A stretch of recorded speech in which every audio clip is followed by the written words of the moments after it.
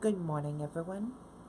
I'm Riley King, and welcome to the Riley King Newscast right here on the Riley King Network. Let's begin. First up, New Hampshire delegation on Trump-Putin summit. Troubling, shameful.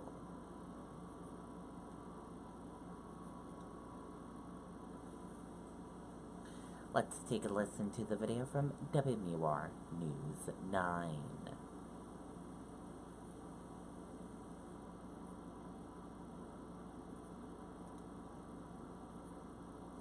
New Hampshire's realtors have been putting people and homes together since 1933. We're professionals who know the people and regions we serve, from the North Country to the Lakes region and the mountain. Representative Carol Shea Porter is calling for President Trump to step down or face impeachment, saying in a statement, "I am sickened by what I heard and saw from President Trump in Helsinki. His comments are disastrous for our country. President Richard Nixon stepped down for far less than what Mr. Trump has done, and if he won't leave, Speaker Ryan must call for his impeachment." The rest of New Hampshire's congressional delegation did not go that far, but delivered sharp criticism. I fear that it doesn't do anything to inhibit the Russians from interfering in our future elections. This is really putting our democracy at risk. If this president isn't going to stand up and defend the United States of America, that we're going to have to work across party lines to make sure that Russia is held accountable and to defend our country and the foundation of our democracy, our elections.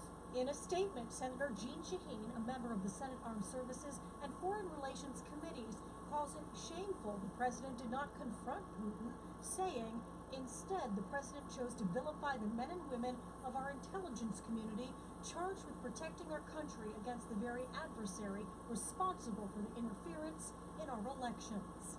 And tonight, there is discussion on Capitol Hill that senators will propose a measure to show their support for the findings of the intelligence community. Live in studio, Jean Mackin, WMUR News 9. Okay, and there you go on that video and that report.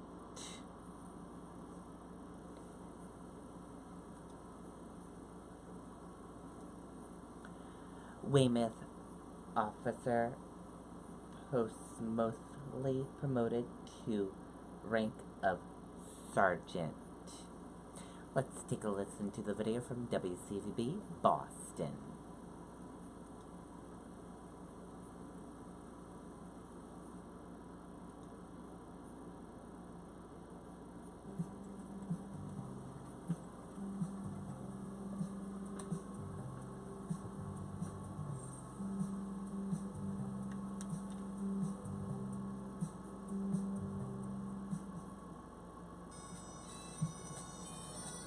They are the first of many tears, a family broken by violence, surrounded by strangers offering strength. Crowds in blue, 4,000 to 5,000 strong. I just want to thank every person who's here. I have no idea how you ever pulled this together in one day. My son would be so proud, and I have never been prouder to be from Weymouth. 36 relatives flanked Officer Michael Chesnutt's mother and father on what would have been his 6th anniversary on the Weymouth Police Department. He leaves behind wife Cindy, 4-year-old Jack, and 9-year-old Olivia. What happened to my uncle should not ever happen. Taken by senseless crime described as evil. Mourning also for innocent bystander Vera Adams, shot and killed deliberately inside her own home. To the children here, parents explain what they can. It's a hard thing, but they need to understand, one, that there's bad people in this world, and two, that who the real heroes are. A hero's death, also a painful reminder for adults. Chesnut hit first by a rock, then killed by his own service weapon. And everybody in this country should put themselves in that split-second decision. And you tell me, is a rock just a rock? And funeral arrangements have not yet been announced. Live and away in the Sean Child on WCVB News Center 5. Okay, and there you go on that video and that report.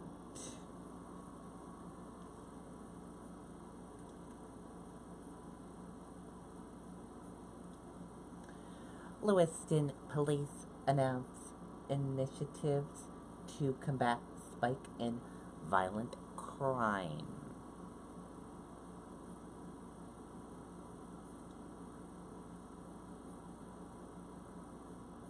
Let's take a listen to the video from WMTW News 8 Maine.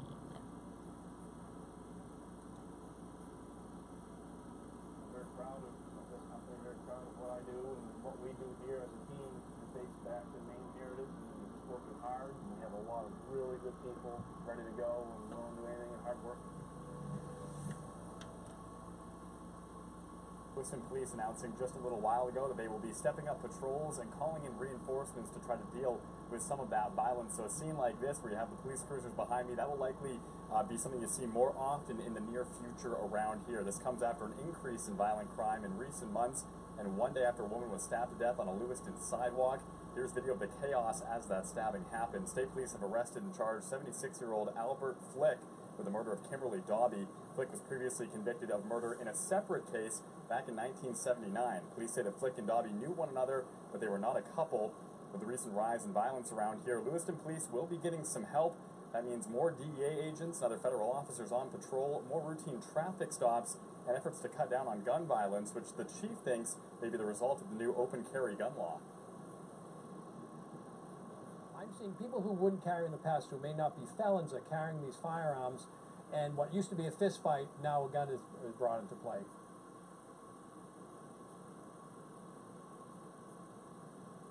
Now, the chief says his department isn't targeting responsible gun owners, but it's stories like the one of a woman losing a gun at a party recently that have him very concerned. There were 9 open vacancies in the department starting earlier this summer. They hope to have a lot of those filled over the next few months, try to bridge that gap, and again, cut down on the violence in the city these past few weeks. Live in Lewiston tonight, Heather Cataret, WMTW News 8. Okay, and there you go on that video and that report.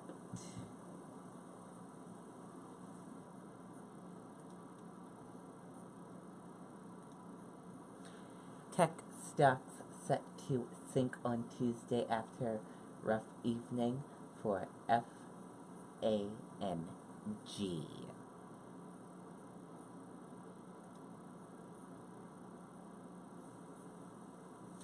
Technology stocks are headed for a rough session on Tuesday after shares of Netflix, one of the momentum leaders of this bull market, tanked after earnings.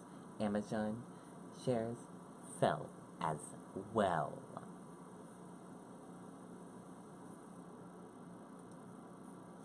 Trump tells Hannity Russians have no information on Trump.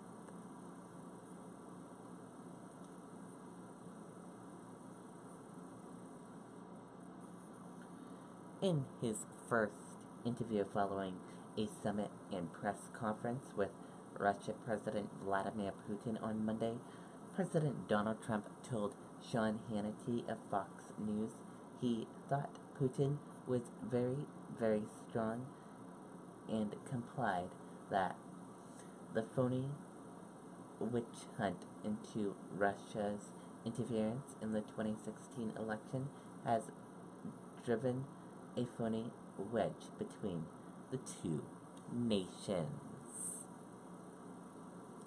And that did it for the Riley King Newscast right here on the Riley King Network.